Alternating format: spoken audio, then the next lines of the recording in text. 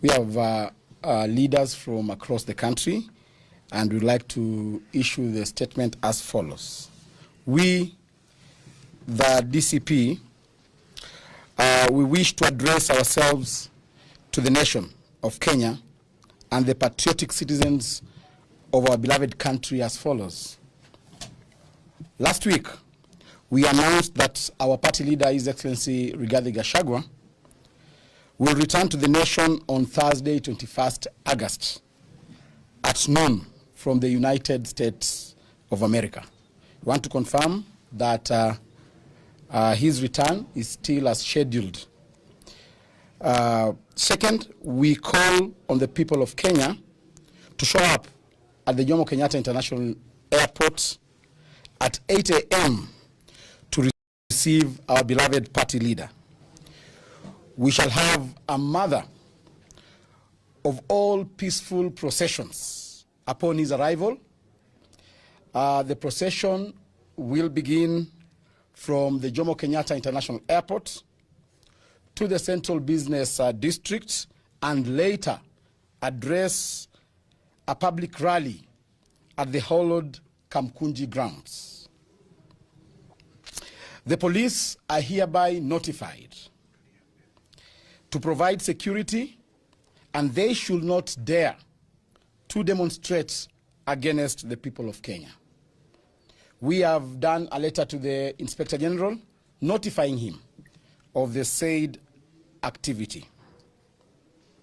We confirm that indeed we will, and as a party and as the people of Kenya, we shall gather at Jomo Kenyatta International Airport starting from 8 a.m. This is to ensure that we plan ourselves adequately.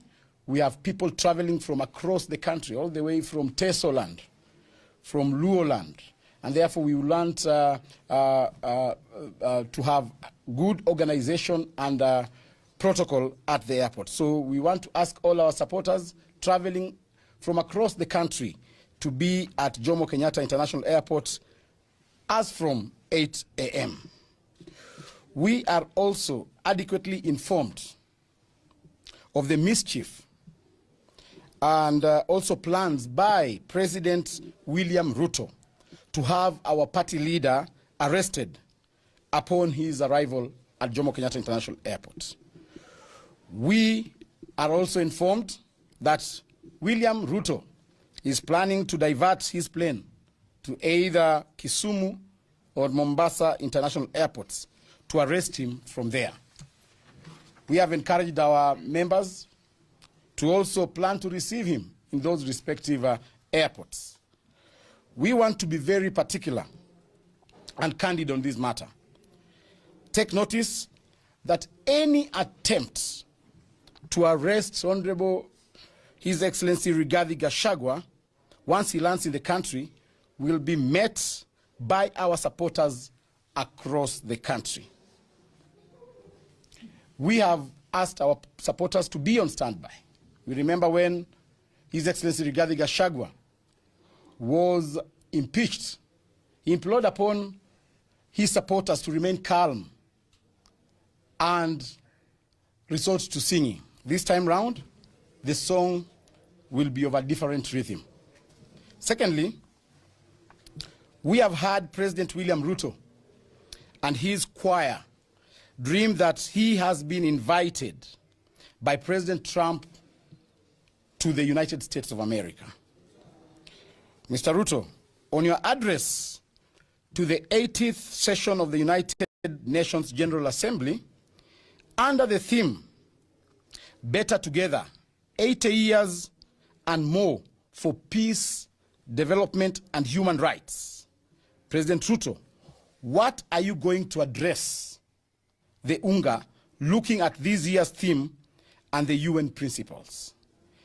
Is it about extrajudicial killings, abductions, forced disappearances, rapid support forces of Sudan, corruption, illegal gold trade, or illegal detentions?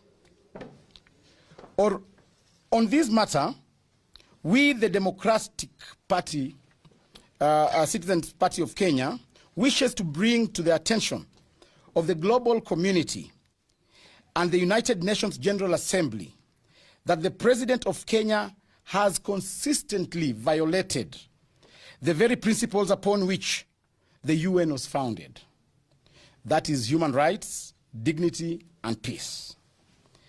Under his watch, Kenya has witnessed brutal suspension of peaceful demonstrations.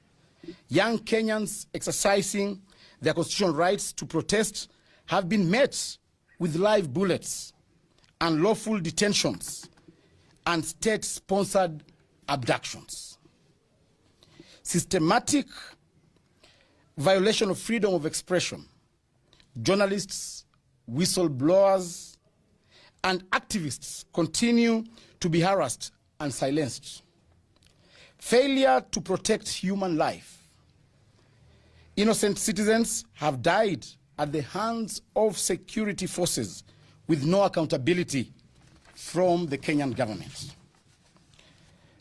The UN Charter, the Universal Declaration of Human Rights, and the multiple treaties Kenya is a signatory to all demand protection of fundamental freedoms.